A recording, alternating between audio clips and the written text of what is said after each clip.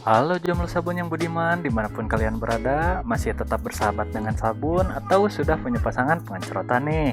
Kali ini kita akan membahas alur cerita dari Korea lagi nih, yang berjudul Amuse, yang dirilis pada tahun 2012 di Korea.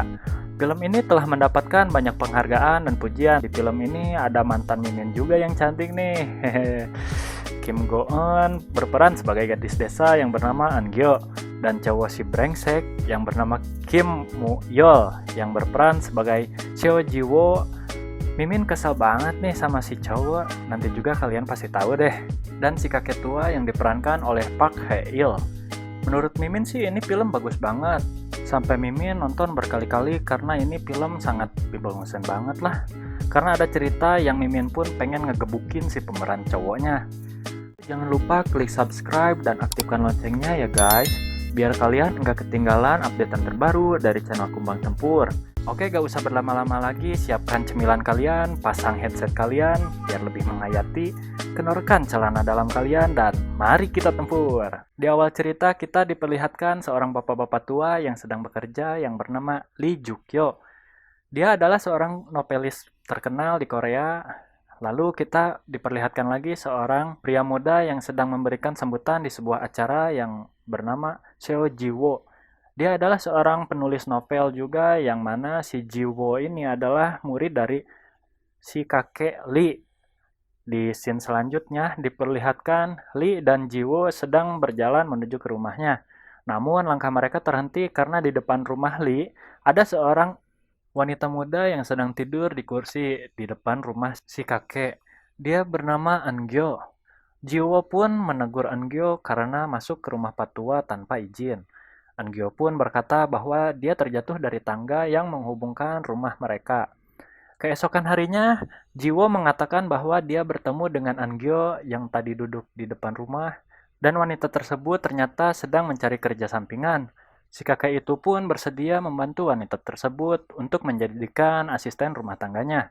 Keesokan paginya, Angyo pun datang setelah pulang sekolah untuk membersihkan rumah si kakek.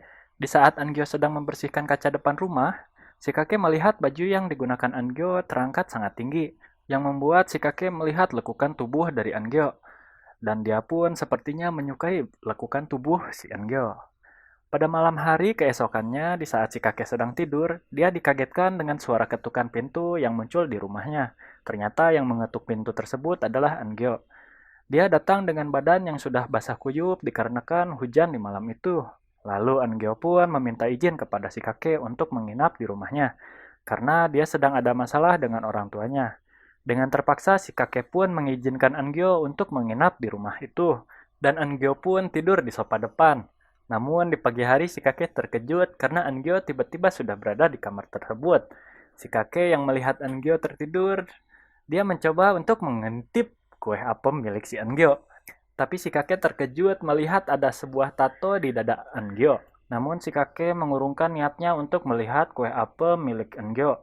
Kemudian Jiwo pun datang ke rumah si kakek, yang memang setiap harinya datang ke rumah si kakek untuk membuatkan sarapan untuknya. Namun di hari itu Jiwo terkejut ketika dia bertemu dengan Angyo yang baru bangun tidur di rumah si kakek tersebut. Dia pun berpikiran bahwa Angyo sudah digenjot oleh si kakek. Setelah sarapan, Angyo dan si kakek pun mengobrol di ruang tamu. Di sela-sela obrolan mereka, kakek mengatakan bahwa dia sangat menyukai tato yang ada di dada Angyo.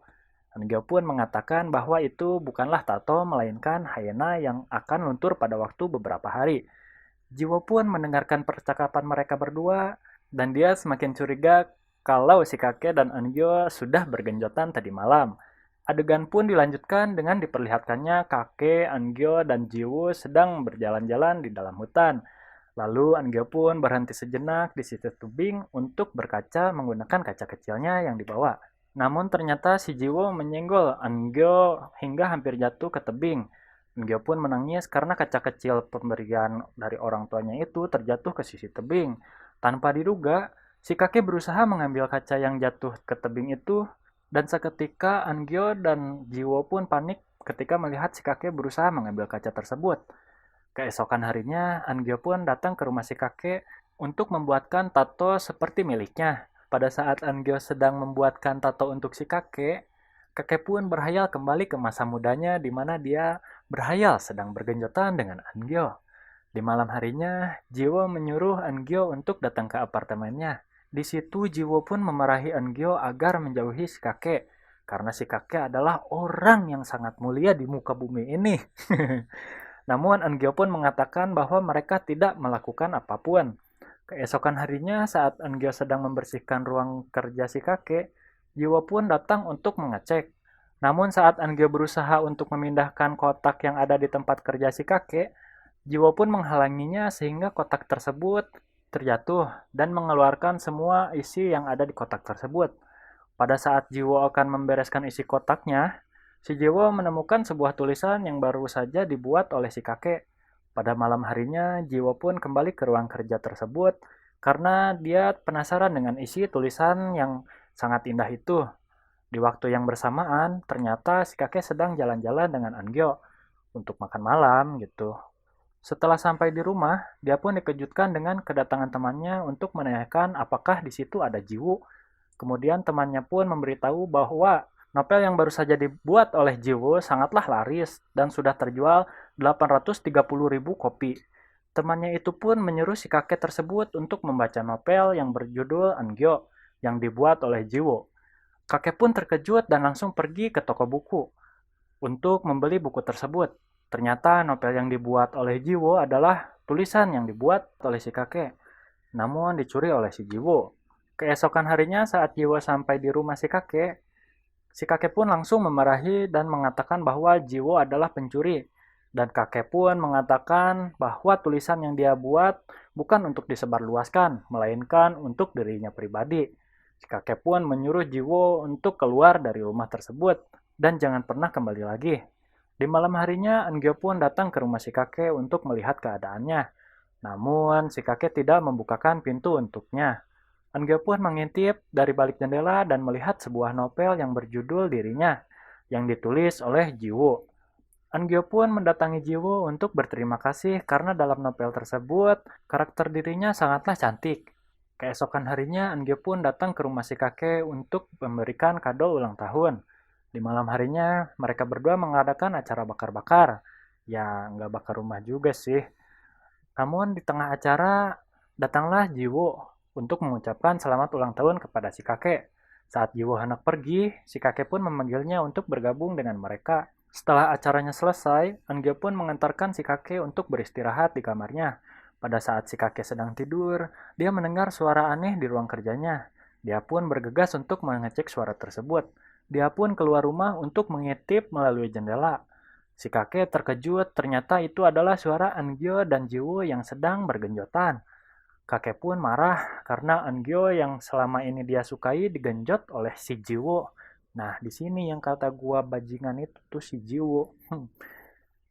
Dia merupakan murid kepercayaannya, tapi goblok gitu. Dasar murid bajingan. Musnahkan aja lah yang kayak gitu mah. Capek. Udah diurus-urus, kok malah ngelunjak, cowok udah dicuri pula ceweknya, bangke, bangke. Oke, next. Setelah itu si kakek pun pergi ke dalam mobilnya untuk melihat kepergian si Angyo. Dan si kakek pun frustasi ketika novelnya dicuri dan Angyo pun digenjot oleh muridnya yang goblok itu. Dia pun berencana untuk bunuh diri dengan melonggarkan roda mobil si kakek. Ketika pagi saat Jiwo ingin pulang menggunakan mobilnya, dia melihat ban mobilnya itu kempes dan terpaksa menggunakan mobil si kakek yang sudah dikendorin roda mobilnya. Ya baguslah, biar kualat anjir. Murid kayak gitu harus dimusnahkan. Oke, setuju guys? Setuju. Oke, next. Di tengah perjalanan, Jiwo pun hampir mengalami kecelakaan karena ban mobil yang sedikit longgar itu membuat mobil tersebut menjadi oleng. Dia pun mendatangi bengkel terdekat untuk mengecek kondisi ban mobilnya. Montir yang memperbaiki ban mobil miliknya mengatakan bahwa ada orang yang dengan sengaja menghilangkan baut-bautnya. Ya iya, emang si kakek ingin bunuh diri, tapi lu gak bilang-bilang anjir. Karena kesal dengan kelakuan si kakek, Jiwo pun bergegas kembali ke rumah si kakek untuk membalaskan dendam.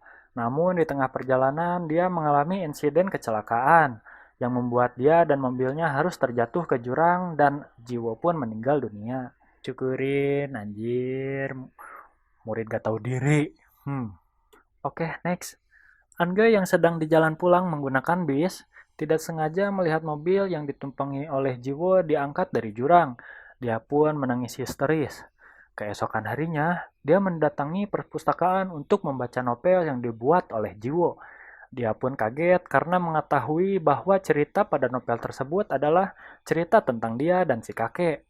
Dia pun bergegas pergi untuk menemui si kakek di rumahnya. Saat sampai di rumahnya, dia mendapati rumah si kakek yang berantakan dan banyak botol-botol minuman keras yang berserakan. Dia pun menemui si kakek untuk minta maaf karena selama ini dia tidak tahu bahwa novel tersebut dibuat oleh si kakek dan dicuri oleh si Jiwo.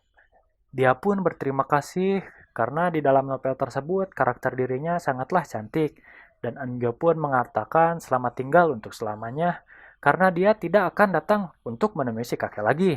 Ketika si kakek mendengarkan kata-kata terakhir Angyo, dia pun mulai menangis terseduh-seduh dan film pun berakhir.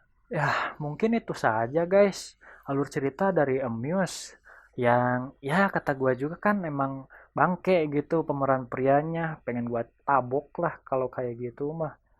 Tapi jangan lupa klik like, subscribe, dan jangan lupa aktifin loncengnya agar kalian tidak ketinggalan update terbaru dari Kumbang Tempur. Oke, terima kasih sudah nonton sampai akhir. Bye-bye.